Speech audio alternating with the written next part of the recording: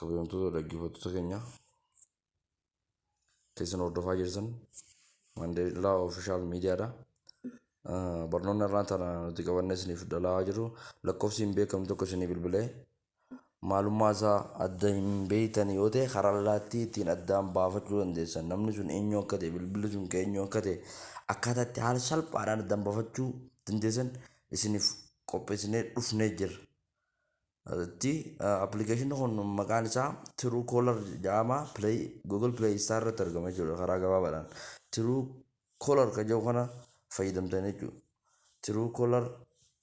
Truecaller kana gisee fayyadamtu maqaa kallattumaan maqaa abbaa barbaadee lakkoofsa san kallattumaan itti barreeffataa jechuudha. Lakkoofsa bilbila argattee san kan maqaa isaa abbaan beekni san itti barreessa. Fakkeenyaaf 930 94 25 36 kan jedhu kana akkatti yoo isaan jamaa abbaan lakkoofsa kanaa kallattumaan ba'ee jira jechuudha.